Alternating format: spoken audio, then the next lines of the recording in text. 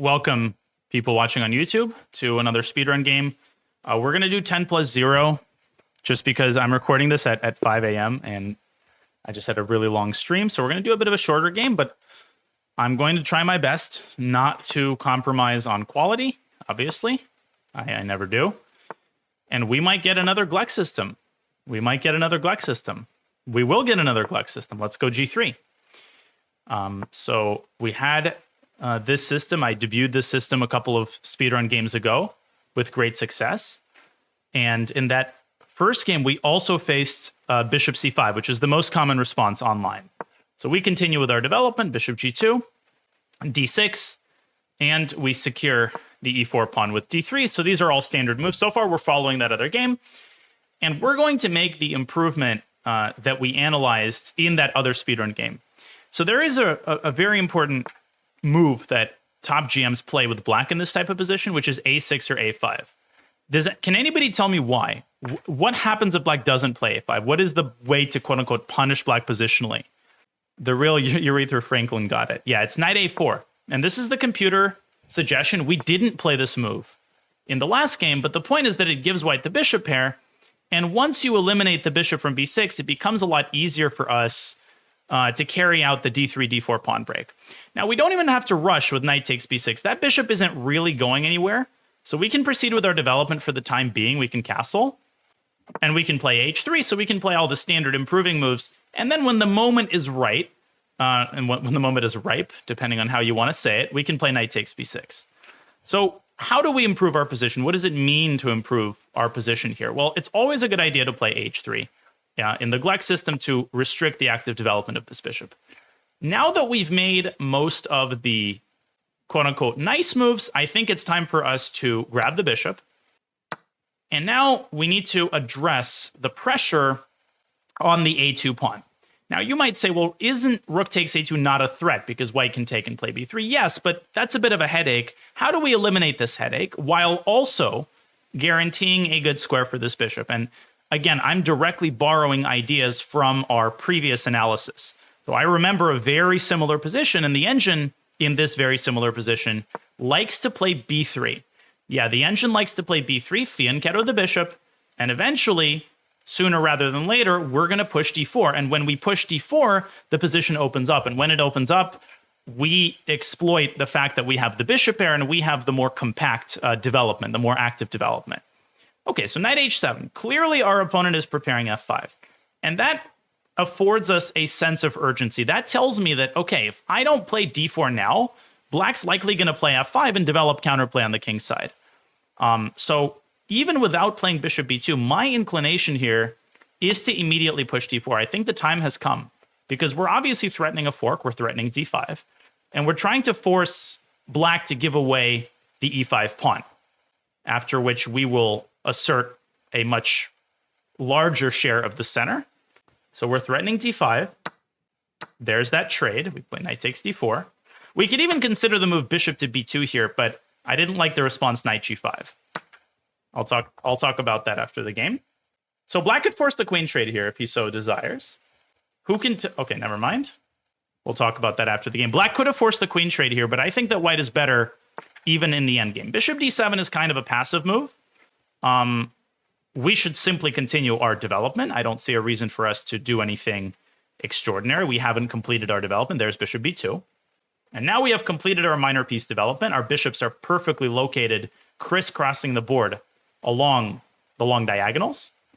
And we have a much larger share of the center due to the e4 pawn. So our opponent stubbornly insists on playing f5. But because we have already completed our development, this is a much less scary move.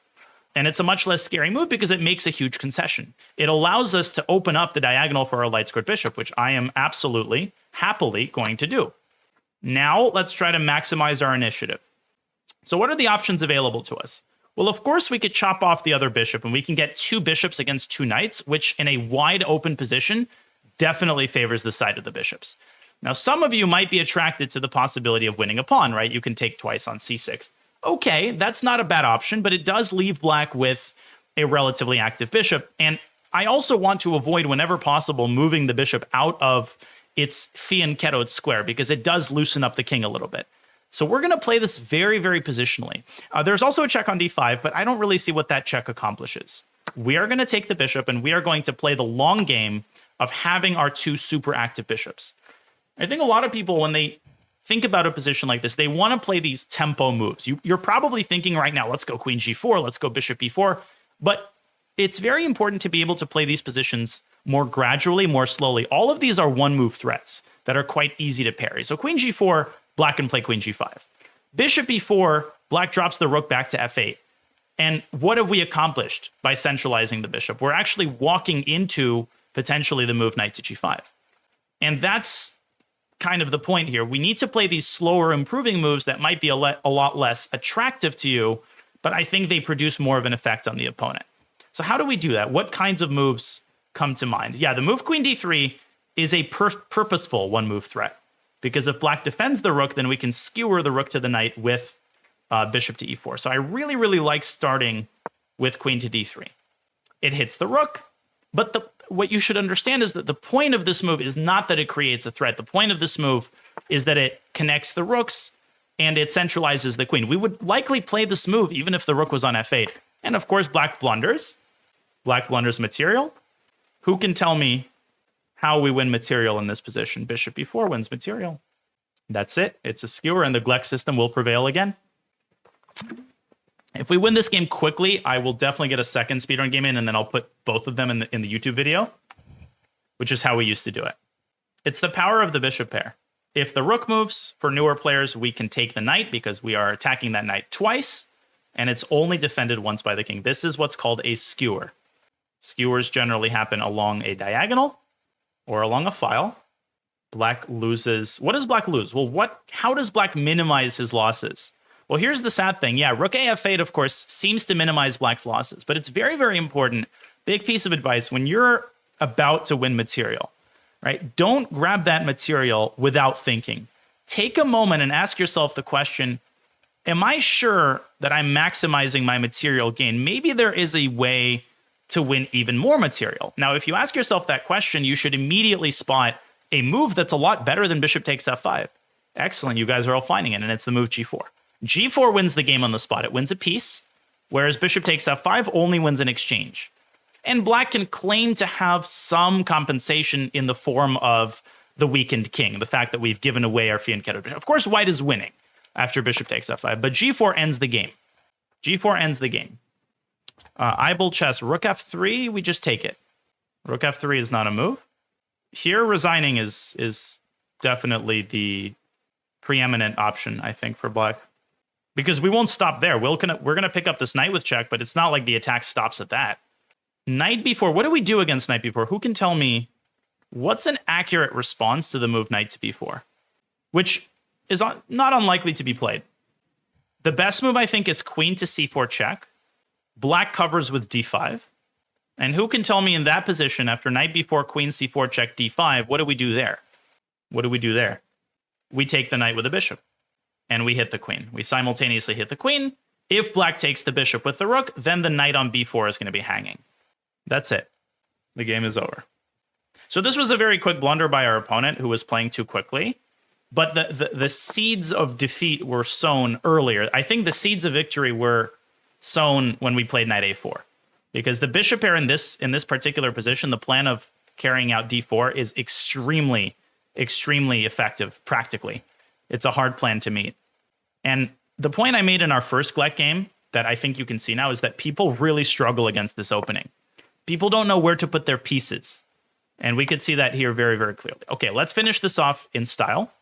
Now, of course, the biggest concern for us is that this bishop on h7 is very vulnerable, and it's not a very efficient use of our resources for the queen to be tied down to its protection. So it makes sense for us to pull this bishop away and put it on a safe square. There are two safe squares that I'm kind of eyeing, but there is only one square with tempo. And the tempo square is bishop f5. Tempo square is bishop f5. After the game, I will talk about why the move queen g6 is wrong. I know it was tempting to some people. Now, what is the strategy for winning this position most efficiently? Well, we should keep in mind that a queen trade is probably going to end it very, very quickly. So we will not turn down a queen trade in general. We need to bring the rest of our pieces into the game. So your instinct should be identify the piece that's not playing, bring it into the game. It's not rocket science. Rook A, E1. Of course, you should also make sure that you are identifying the threats as they appear. Now, here we can use tactics to win the game. Who can tell me what black is threatening? How do you determine the threat? Well, you should see that queen g5 pins the g4 pawn. Well, what is the g4 pawn doing? It's protecting the bishop. Black is threatening to take the bishop. But you should also notice that this puts the queen and the rook on the same diagonal. So the Russian schoolboy move would be queen g3. This is the move that I would recommend to a newer player. If you want to win the game tactically, and you want to win the game with a flourish, you can also play the move bishop c1. Pinning the rook to the queen. And likely this will lead to complete liquidation and victory. But what happens if black plays rook 8 takes f5? What happens here? And we have two ways to win. We can interchange the move order, but there is a flashier way to win. What should we do? Not queen takes f5. Nope. By far not the best move, folks. The first win is to play rook e8 check. But nobody has named the second win. What's the second way to win? Yeah, rook e8 is one way. But what else can we do? I'm not playing the move until someone names it in the chat. Bishop takes f4. And if rook takes f4, rook e8 is checkmate. This is the detail that a lot of you guys missed. So the good lesson here is that just because there is a pawn on h6 doesn't mean that you shut off the idea of back rank mate. Back rank mate is still very much possible if you're controlling the Luft square for the king. Now, of course, we play queen takes f5, and that's it. We force the queen trade.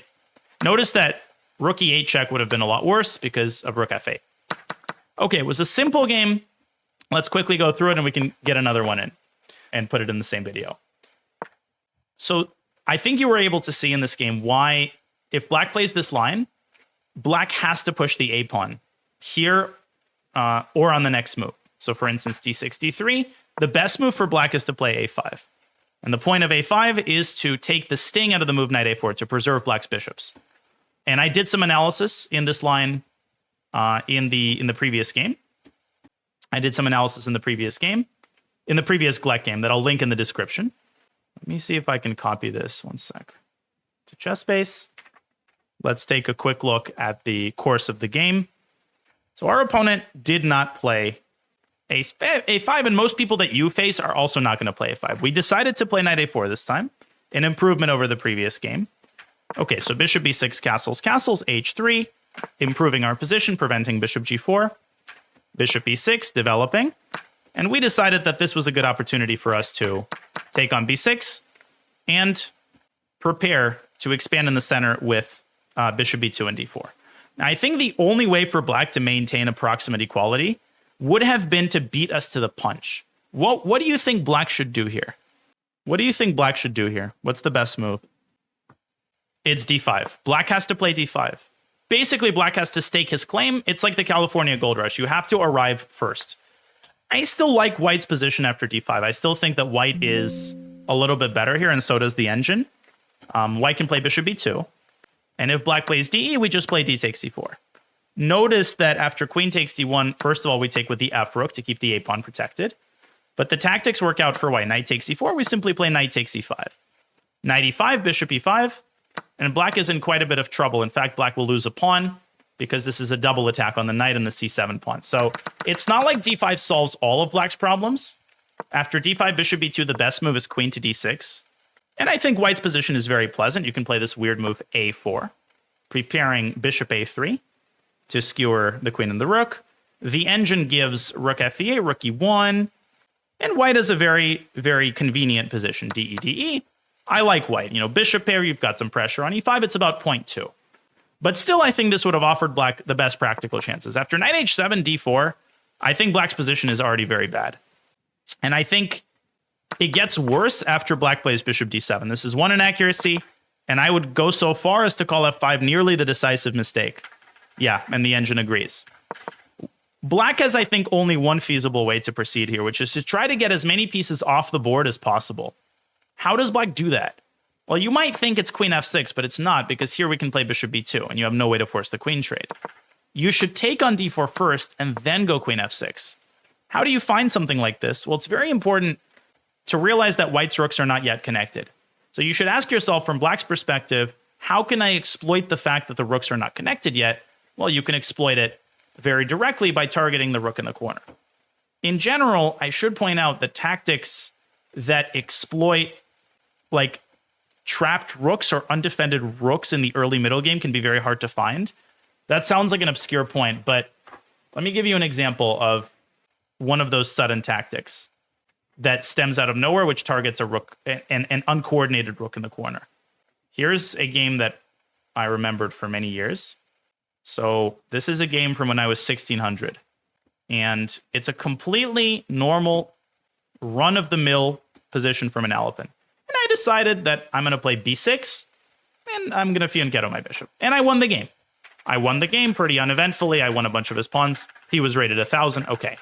After the game, I got yelled at by my coach. Why? What did we both miss in this position? What would have happened here? Somehow bishop f3. You're exactly right. You want to get the bishop to f3. Knight e5, exactly. Why knight e5? Why not knight d2? Because here, the queen has the d7 square and black is okay. So you put the knight on e5 and you win the game on the spot. Black has no way to stop bishop f3, winning the rook in the corner. None. Bishop b7, bishop f3, that's it. You also lose the bishop here. Nothing that black can do. So again, anytime your rooks are uncoordinated, you should be aware of where your rooks are positioned, and you should be aware of these types of traps, okay? All right.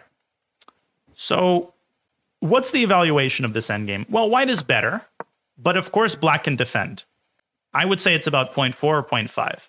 It's very unpleasant for black. We have a great center, but the game will drag on for quite a long time. And this, I think, was the most resilient defensive continuation for black. If f4, black should probably play knight c5 and try to get this bishop around to target the e4 pawn. But instead, our opponent let us complete the development and then created a decisive weakening of the king. This was the most instructive moment of the game. A lot of people here would take on c6 twice, and I think this is actually a serious mistake. Not a serious mistake, but it complicates the procedure tremendously after something like bishop takes h3. Okay? And here you can see why it can be so dangerous to leave the parking spot on g2. Because if you take the rook on a8, black actually wins the game with queen takes a8, and suddenly you have no way to defend these light squares. So we decided instead to go for the bishop pair, and that was much, much easier. Queen d3. Now, obviously, there was no reason for our opponent to lose the game like this. Black should have dropped the rook back to f8. And here the engine proposes a really lovely move. Really lovely move. Wouldn't you love to dislodge this knight from c6? If you could dislodge this knight, then the bishop really comes alive. Can you find a tactical way to make that happen? Can you find a tactical way to make that happen? Bingo. b4. Now guess why this tactic exists. It's because black played f5. So f5 is such a bad move, not only because it gives away the bishop, but because it also seriously weakens the king. b4 and black is in huge trouble. King h8. You can play b5. You excommunicate the knight, and then you occupy the e file, and it should be clear to you that black's position is horrendous. The rook is coming in, the queen is coming in, black is paralyzed, the knight has no squares. It's completely lost. Okay, and if you're watching this on YouTube, you should pause the video and it should soak in the fact that this position is losing, because material is equal. But it should make sense to you why black is in trouble in the short run. Okay. So queen d7, bishop e4, and the game is over.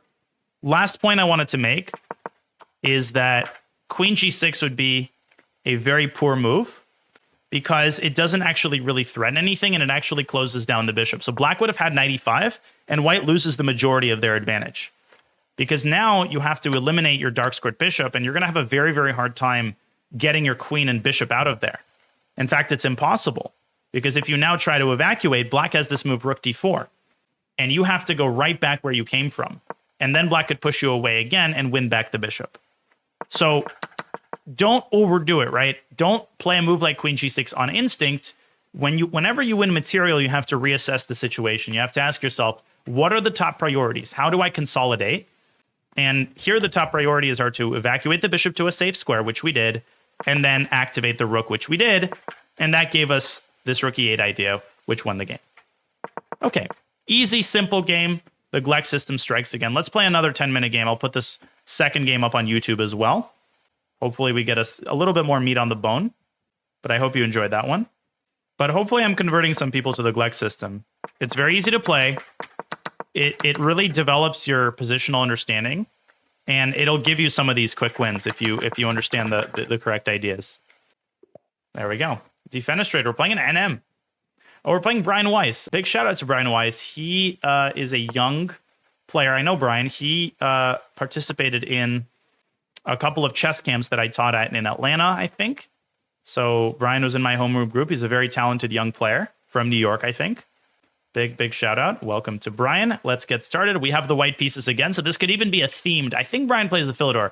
This could even be a themed speedrun on the Glek system. But if I remember correctly, Brian might play some side. Yeah, he plays the Philidor. So we're facing the Philidor. And in the spirit of playing dangerous sidelines, I want to play something against the Philidor that's not necessarily the main line, but that offers a pretty decent alternative option that you don't really need to memorize. Now, what's the main move? Well, the main move is d4. But a good way to avoid the main lines is to develop your bishop to c4. Garry Kasparov actually liked this move. You start with bishop c4. Okay? Knight f6. So knight g5 here, I don't remember, but I don't think you're supposed to play knight g5. We're going to make the very modest move d3. And we're going to transition the game into a line of the Italian where black is already committed essentially to developing this bishop to e7 or to g7, right? The difference between this position and the main Italian is that if you play the Italian with bishop c4, you're giving black the additional option of bishop c5, which is, of course, the main line. So it's a small concession, but it's a meaningful concession. This is like a passive version of an Italian for black, if that makes sense. So now we continue our development. We continue our development. We can do that in a variety of ways. We can put the pawn on c3 or we can put the knight on c3. I like doing things straightforwardly. Let's just play knight c3 and continue our development for now. Easy line. You don't have to remember any theory. You just kind of develop your pieces and you have a fairly pleasant position. Black can equalize, of course, with accurate play, but its openings aren't all about just trying to win out of the gates. A good idea is to play h3, as we do in the Glek system, to prevent the bishop from coming out to g4. Because when we castle and black plays bishop g4, it's a lot riskier for us to play h3 and g4. If black had gone bishop g4 here, then we would have, of course, gone h3 and g4, and we would have kept the king in the center or even gone queenside. So h3 is an important precursor to short castles. Yeah, so black has two main ways to play this position. One is to play knight c6 and get the sort of Italian-esque situation. The other is to say, well, listen, I'm actually going to extract the maximum from the position, and I'm going to put a pawn on c6 and push d5. And that plan looks very attractive and very appealing, but it's actually very, very risky. And if black plays this, I think I'll be able to demonstrate that. I've lost a lot of games with black in these types of lines where I go c6 and t5, and then the center comes under immediate fire by all of our minor pieces. Do we play a4 in these structures or a3? It doesn't matter particularly. a4 has been more fashionable lately, just to grab a little bit more space. So I've seen top GMs play a4, but I wouldn't even play a4 yet. It's not, well, actually it might be necessary, but b5 is not a particularly dangerous threat. We could play a4 here to prevent b5, but after a4, black plays d5. We drop our bishop back. Black can play d takes e4. We play d takes e4, and we get into an endgame. And that endgame, I think, is about equal. So if possible, I'd like to save a tempo on a3. I'd like to castle. Because if black plays d5 now, we play bishop b3, and the big difference after d5, bishop b3 is that if black plays d takes e4 and we play d takes e4, if black takes our queen, we can take back with the rook. Okay, and that's huge. That rook on d1 will give us an advantage in the endgame. Whereas if we had wasted a move on a4 and we had gone down the same line, my logic is that we would have to take on d1 with the king, and then we'd have to waste another move getting the king out of the d file. And those 2 extra tempi, I think, would give black enough time to complete his development. Let's get our king out of the center. This is 10 plus 0, by the way, so keeping an eye on the clock. I think Brian is probably deciding now between d5 and b5. The best move, I think, is b5. I don't think d5 is a good move, actually. King h8. Okay, so kind of a prophylactic move. Now, what we want to avoid here is bishop e3. Never play bishop e3 in these types of positions because that blunders a piece to d5 and d4. Classic mistake. Knight g5 is another one of those paper tiger moves. Black just goes queen e8. I don't like knight g5. So we have a couple of ways to play. Of course, remember, you can play d4. You are allowed to play d4 at some point, but I want to save this move for a rainy day. Let's begin by preventing b5. Now that we've castled, I think we have the time to push a4 and to restrict the movement of the b pawn. So let's go a4. Okay, knight g8. So Brian is very clearly preparing f5, which is a very advanced plan. But the move knight g8 also undevelops the knight. So what do I see when I look at this move? Well, black's pieces are now essentially all in the back rank. What that tells me, the data that gives me is, well, this might be a good time to open the center because the textbooks say that the way you punish passive play is by opening the center. So as a lot of you guys are already indicating d4, I think it's the perfect opportunity for d4. Unless I'm missing something tactical, which is entirely possible. This is going to be real. Oh, f5. I see what our opponent wants. Very devious. Very devious by Brian.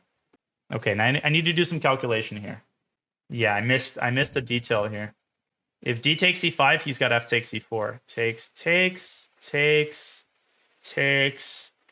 And we get that crazy position. I have no idea how to evaluate it.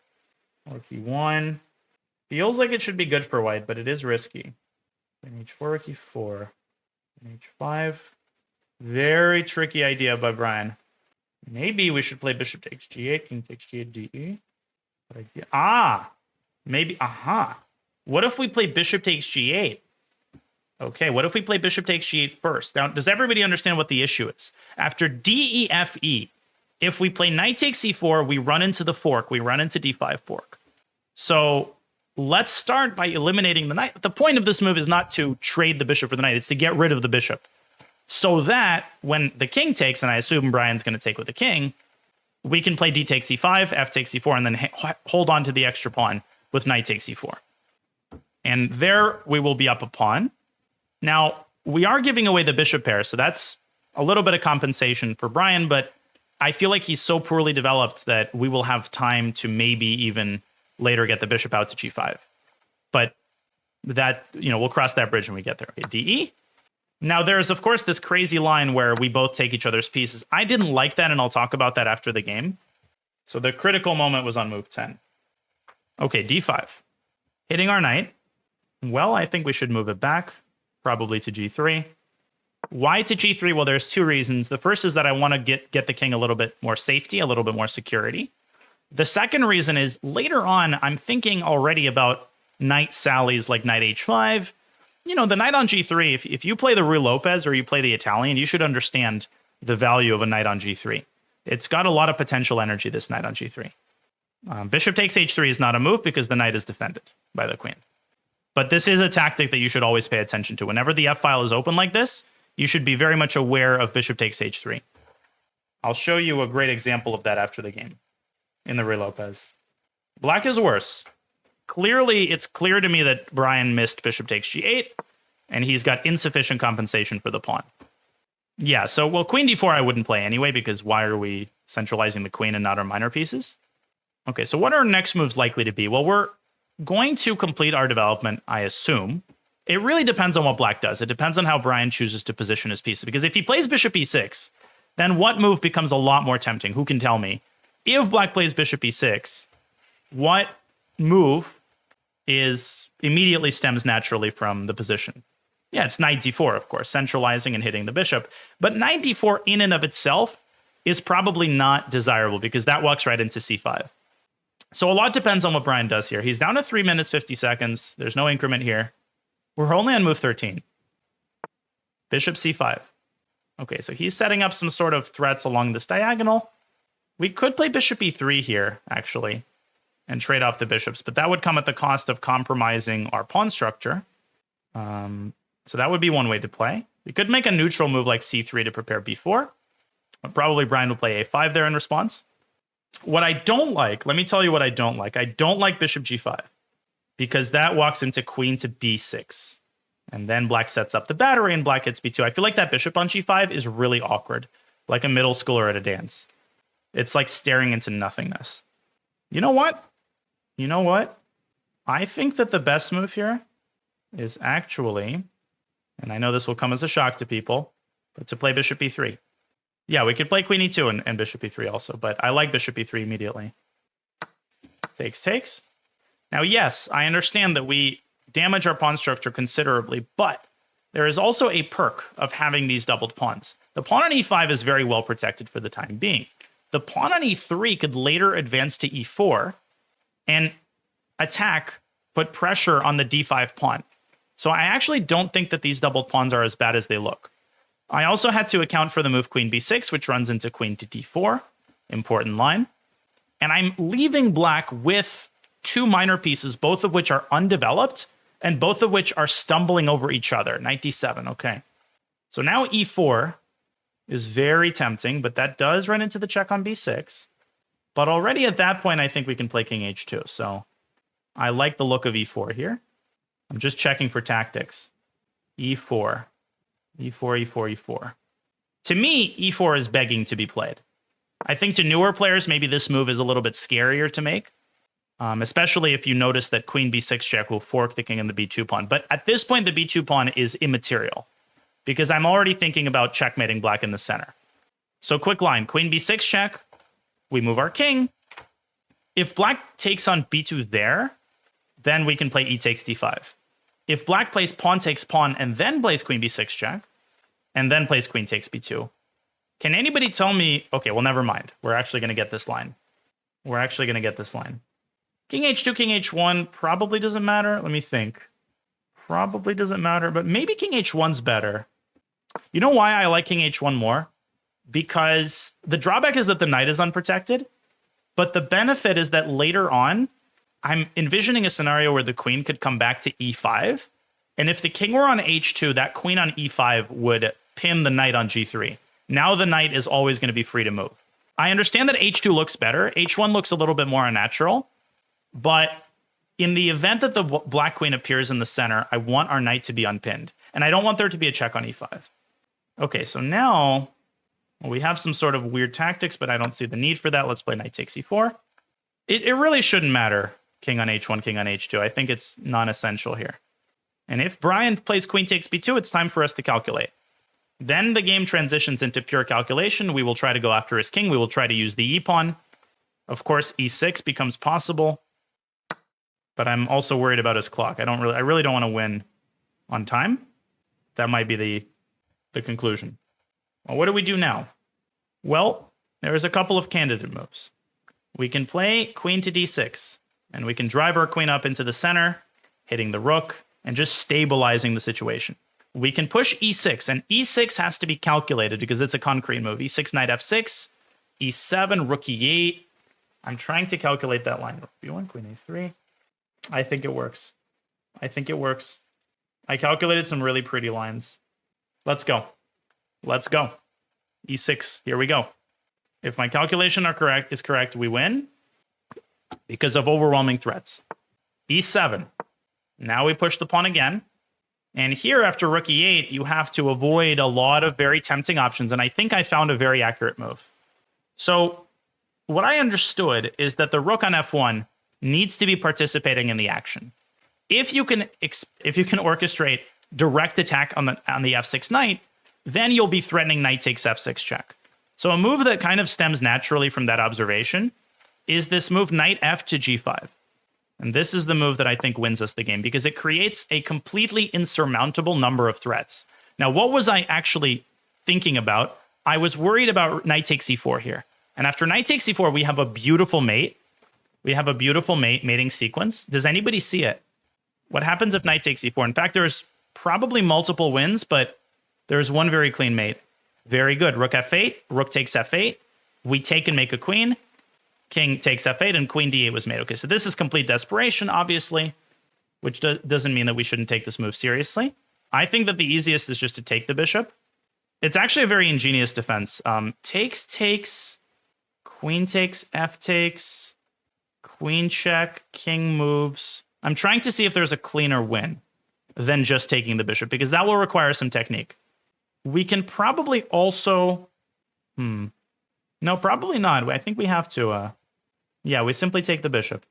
It's not glamorous, you know? But... Oh, queen d3. What about queen d3? Setting up threats against h7.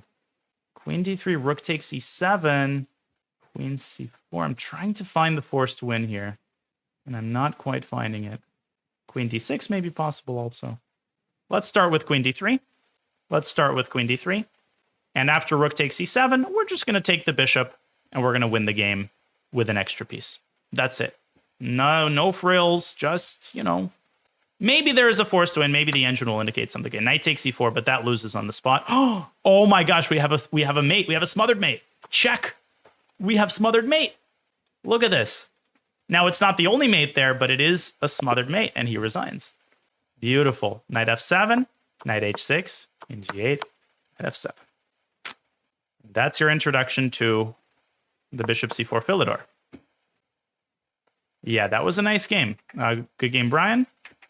Thank you for playing. So I first learned about the move bishop c4 from Garry Kasparov, who played it early in his chess career. And I'm not claiming that this is a serious way to fight for the advantage. I think it just gives you a fresh and easy position to play that I do think is more pleasant for white. So knight f6. Note that knight g5 is bad here because of the classic response d5, e takes d5, and simply h6 pushing away the knight. In contrast to the fried liver, there is no knight on c6, so the move e takes d5 doesn't come with tempo. That's why h6 is really annoying. So don't go knight g5. d3 is the way to play. Bishop e7, knight c3, castles h3. We're still following, you know, a relatively popular line. There's hundreds of games in the database. Jobava just played this a couple months ago. And c6, best move according to the engine and most popular. Bortnyk had this with black. Castles. And I see 90 games with knight bd7. I see 80 games with b5. The move our opponent played, king h8, one game in the database. Lopez against Lopez from 2001. So king h8 is a relatively new move. It's an interesting idea, but ultimately I don't think that this is the right way to play. This is somewhere in between theory and not theory. It's like a relatively non-theoretical line, but you know, there are games. So let's consider b5 for a second. First of all, let's consider d5. d5, we play bishop to b3, and Bortnyk played queen d6, which is a very clear sign that things are going wrong. And here white gets an amazing position by playing e takes d5, c takes d5, rook e1, knight c6. Who can tell me a very pretty tactic that essentially wins the game? Pause the video if you're watching on YouTube. White to play and win. White to play and win. Knight takes e5. And bishop f4. Very good. And bishop f4. And the game is over. I mean, you don't even have to play d4 immediately. You can actually, you can play d4, but everything collapses. It's not just a pawn. Notice that knight f3 check, you have queen takes f3. Very important detail, folks.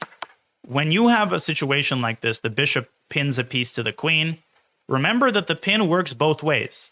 So if the queen were, let's say, on b1, black would have been able to save the knight with knight f3 check and queen takes f4. This is also very pertinent in many openings. So for example, in the Caro-Kann fantasy variation, you have this type of situation where after bishop c4, knight d7, a lot of newer players, they play bishop takes f7 check, king takes f7, and they play knight g5 because they learned that this is a classic pattern. But remember, here there's queen takes g5 and black wins. Again, the bishop, it's not exactly the same thing, but this came to my mind. So remember this concept. Anyways, back we go to the game. So d5, bishop e3, I already think is good for white. de4, and we can play de4, or you can even play knight takes e5. I think another great option. E takes d3, You can play knight takes c3, and it should be very clear to you that white is better. White is a better bishop. White has better development. The rook is coming to e1. I really think black's position here is highly unpleasant, so I would even play knight takes e5 in this position against d4. So d5 is a mistake, I think. b5 is a better move, bishop b3. And here the main line is knight b to d7. So black is heading for c5 with the knight, which is why you should probably go a3 in order to take the sting out of the move knight c5. Still, the main move is knight c5, bishop a2. And most people with black, they play a5. Now we complete our development with bishop e3, and I contend that white's position is still a little easier to play because we're constantly insinuating this move d4, which can come at a very unpleasant moment for black. And black just a little bit cramped. b4 also is a bad move because after a b4, there is a standoff between the rooks, remember, on theme, uncoordinated rooks. Look for tactics, bishop f7, rook a8. And yeah, black gets 2 pieces for the rook, but you can play bishop takes c5, dc, and knight takes c5, and you start taking everything, all of black's pawns. So for that reason, after bishop e3, black should play something like queen c7. We're still following a game between a 25-40 and a 24-50 from 2018. And here white played knight e2, getting the knight over to g3, and you get this very Italian-esque position, in which I would definitely prefer white. Knight g3 is how the game continued. Now, Kabanov played d5, and white played rook e1, maintaining the tension, and white ended up winning this game. So this is how, the main line goes. Black can also go knight bd7, but what you should understand about such positions is that it's not really about the moves, right? So that you should draw a distinction in your mind between openings like the Najdorf, which are super theoretical, you need to memorize everything, and openings like this one, where is it really going to make such a huge difference if black plays knight bd7 or b5 first? No. Is it really going to make such a huge difference if white plays a3 or a4? No. So what you should focus on in these types of openings is mastering the general idea and the general piece setup. So here I would play a4 to stop b5, and then I would complete my development with bishop e3. Although the engine actually really likes the move b4, expanding on the queen side, knight e6, and even b5, creating some tension against black's pawns. Good position for white. So that's a kind of rundown of what could happen if black would have followed the main lines. Instead of c6, of course, black can also play knight c6. And here I would recommend the move a3 to prevent knight a5, much like in the Glek game, except reversed, right? You don't want to castle and allow knight a5 because black's going to get the bishop pair. So you would play a3, black would presumably play bishop e6, and you could stick a knight on d5. Classic move. Stick a knight on d5. And if black takes it, he loses a piece. Black takes with the bishop, then you play e takes d5, and now the knight is no good square. And now you can just castle. Black typically plays knight bd7, 25 games in the database, and bishop back to b3. Who can tell me why this move is played? Why bishop b3? Why? What is the purpose of this move? To prepare c4, exactly. To prepare c4. And to solidify the pawns, white is better. The great Danton asks, why a3 instead of a4? a4 is very possible. I just don't love making a hole on b4. That's literally the only reason. I don't love making a hole on b4. I'm not suggesting that black is going to play knight b4, just in the long run. I like playing it with a3. Classic, traditional way. In fact, after a4, bishop e6, knight c5, guess what? Black has takes knight b4, hitting the pawn. So there's a concrete reason. Right? a3 protects the square, so you can go knight d5. Bishop e3, knight c5, you just play bishop a2. It's just a one-move threat. Just a one-move threat. And the knight on c5 has no future. It can be kicked away with b4. Or even d4. Okay, so let's consider Brian's move king h8. We decided to prevent b5 with a4. And now knight g8, the logical follow-up. The very important takeaway is you wait for your opponent to remove his pieces from the center, and that's when you strike d4. f5. And here, bishop takes g8. I'm checking with the engine. Was the second best move, and white is much better. Apparently, though, white is winning after d, e, f, e. Okay, so I misevaluated this line. Knight e4, d5 is what I mentioned, right? This is a fork. But we can play e takes d6 here, leading to some crazy complications. Now, I looked at this position, and I was really scared. I was really scared. Why was I scared? Because there's a frickin' pawn on f3, and we could get checkmated on g2 in the blink of an eye. But apparently white is winning here with the move rook e1, tempo move. And the point is black has no way to put pressure on g2 because black is not sufficiently well developed. Where is the queen going to go? Well, it's probably going to go to h4. And now look at this line, knight e4, centralizing, fg, and an incredible computer move. Incredible computer move, which is the only winning move. Whole board awareness is very important here. I'll let you guys take a stab at it. If you're watching on YouTube, pause and, you know, generate 3 attempts maybe. Now, it's a logical move. So a lot of you guys are thinking bishop g5, but you're blundering the pawn on h3, and you're in huge trouble. There's a mate threat. So you need to protect the h3 pawn. But if you do it with the rook from e3, then you're blocking the diagonal for the bishop. So we do it from a3. That's the reason I played a4. Rook a3. And if black plays bishop takes h3, then we play bishop g5. It's not the end of the line, queen g4. And now you should notice that the bishop on h3 is stranded. So we move the queen up to d3, hitting the bishop twice laterally, and black loses the bishop. Rook a3, folks. That's quite a move. That's quite a move. But it's a move that should make sense to you. You're preventing queen takes h3 without interfering with the coordination of your other minor pieces. Let me see if I can find an example of this move being played. This is the game Cohnlein against Yates from 1910. Yates was one of the top players in the world. So in this position, white plays the move f5, and he sends the bishop back to where it came from. But after bishop c8, Cohnlein realized that black is threatening rook h6. And he probably considered e6, but rejected it because the rook takes. There's some tactics here. The rook on f2 is vulnerable. What do you think he played? What do you think he played? I mean, you know what the move is, but what's the idea of the move? Rook a3 was found in the game. Rook h6, rook h3. And you disarm black's attack. And of course, white has a very good position because of these nice little peons on f5 and e5. Okay, here's another nice little moment from Bortnyk's game. Here's another nice game. Different reasoning, different type of position. Again, we see the queen on h4. Bortnyk plays e4, sacrificing a pawn. Where do you think he goes with his rook in this position? Does he go to b1? He goes to a3. Why? Not to go rook h3. That's not the point. Why is that not the point? Because the queen itself is not an attacker, right? The king is not unsafe. The rook is going to f3 in order to pile up on the f7 pawn.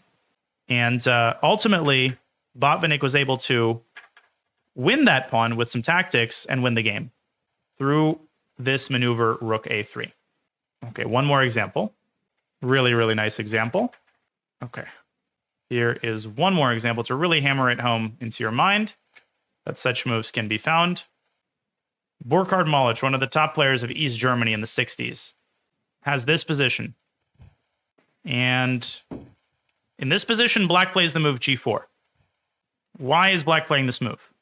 Well, black is trying to rip apart white's kingside. What do you think Malich played? He played rook a3 again. Same idea, gh, you want to meet with rook takes h3, and this rook completely disarms the attack. Black played rook g8, and what subsequent prophylactic move did Malich now play? Who can tell me? Last question, and then we'll get back to our game. King h1, very good. King h1, in order so that after gh, rook h3, there's no queen takes h3, unpinning the king. That's it. He ended up pushing this pawn forward, and watch just how the rook on a3 remains there the entire game. And it's all you need in order to secure the defensive construction. He wins all of black's pieces. All of the other pieces are able to attack because the rook is doing the defensive duty. Okay, I've belabored the point enough. Let's go back. So rook a3 is a move that you will now never forget. Again, hopefully I can be forgiven for not evaluating this position correctly. After rook a3, black is screwed. Because if black plays a slow move, then you can infiltrate with queen d6. And black is just woefully underdeveloped here. Here. White is winning. But I didn't evaluate this position correctly, and I figured that after f5, a simpler idea is to play bishop takes g8, so that after king takes g, d, e, f, e, we're able to play knight takes e4. And here white is much better as well. So black has to go d5, white has to go knight g3, and the situation for black is extremely unpleasant.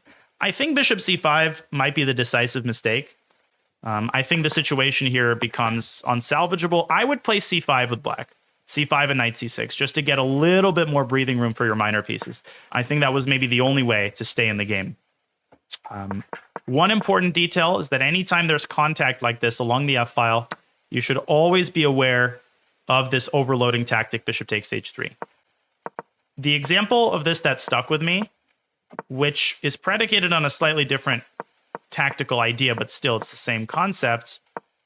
In the Ruy Lopez-Keres variation, there is a line where, oh, sorry, wait, no. It's like here. Let me remember. It's no. It's here, here, here, here, here, here. Now you trade everything. You go knight e5, and most people, even GMs, they go knight e3. They go knight e3. And obviously they blunder bishop takes h3 with the fork. And if white plays f4 to dislodge the knight, who can tell me how black saves the minor piece?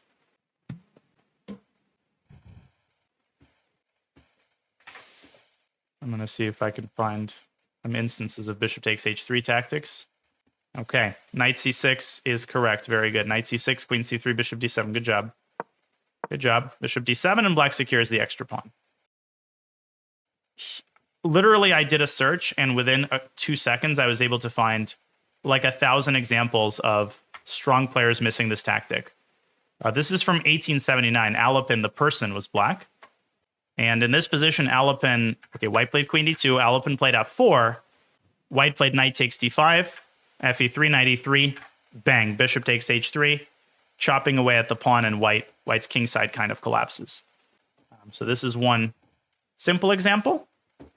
Here is a slightly more involved example. And I hope people enjoy these detours just to give you more of a sense of how this tactic operates in real life. So it's black to play in this position. Let's flip the board. What you should notice looking at the queen side is that the bishop is hanging, but then so is the knight. What tactic did black come up with, very ingenious, in order to circumvent this and give himself a chance? How do I find this magic? Bishop takes h3, g takes h3. Now he threw in a check. And the point, of course, is that now the rook on f8 guards the knight. And black actually ended up winning this game because that very same knight, it eventually traveled to d4, which is a beautiful outpost, and black won. So watch out for bishop takes h3 as well. Keep that in mind, especially when the f-file is open. Okay, so bishop c5, bishop e3, which I think was a very important move because it traded off black's only developed piece, and it set the preconditions for the decisive invasion in the center. It opens up the f-file, it prepares e4. I think I explained this during the game. Is anybody confused by bishop e3? Or is this making sense to people? Like, why are we agreeing to ruin our structure? What are we getting in return for it? Well, we're getting the f-file. We're getting the possibility of playing e4. I mean, we're getting past pawn on e5. And we're eliminating black's only piece that's developed, leaving black completely undeveloped. Knight d7, and immediately we play e4, ripping open the center. Queen b6, king h1. D takes e4, knight takes e4. Probably something like knight c5 would have been more resilient, but black is already losing. And after queen takes b2, it took me a little while, but I was able to find the forced win. Also winning was queen d6. This was also crushing. This is the move that you could play in a bullet game because this requires no calculation. Black is simply paralyzed. If black tries to move the knight away, then you can play e6. And I'll leave this to you to figure out why this is so winning. Okay? Knight f6, and here I looked for a win for a while, and I was able to find it. e7, rook e8, and knight g5. And to just demonstrate the key line over the board, knight takes e4, rook f8 check, trade, and then queen d8 is back rank mate with f7 guarded. So that was a very important line. Another important line was what happens if the queen drops back to e5. And here, you need to resist the temptation, as some of you might have, to play queen d8, which is a very ineffective move because black moves the bishop away, and now the rooks are defending each other, and the queen is attacked.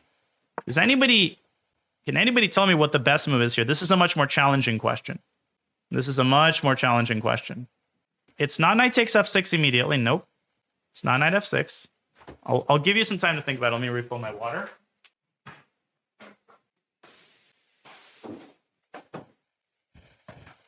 Okay. A lot of you are forgetting that after the pawn captures on f6, black now has rook takes e7, and the rook guards h7. So anytime a pawn moves away from its initial square, you need to consider, okay, well, what are the new... How does the structure change? And one way the structure changes is that rook takes e7 now guards h7. The correct move is queen f3, which is a very difficult move to play because it involves giving away the e7 pawn. Why are you giving it away? In order to bring all of the pieces to the party. Rook a e1 wins the game. Black is getting fried in the center, completely fried. Okay, so this is a classic example of transforming the advantage from one type of advantage to another. That's it. Knight e4, queen f8. If black plays h6, you can just play takes, and rook takes. Again, it's very easy to understand why this position is winning. Black has no moves. Everything collapses. Everything collapses. There is a nice line, bishop e6. You play knight takes e6, rook takes e6, takes, queen b3, and you win the game because you hit the rook and hit the queen. Not queen g4 because of rook takes e1 and the rook is pinned. So you actually also have to pin the rook. Accuracy until the end. So that's what I was looking for when I played knight fg5. That's what I was calculating. Now in the game, Brian played knight bishop g4. We played queen d3, and the game ended immediately. Of course, rook e7 was more resilient, and I was just planning to take the bishop and just convert the extra piece. According to the engine, the fastest way to win is actually to do this, and then just to play rook a to e1. Apparently, this is just crushing on the spot because Black's king is too wide open. Everything is coming in.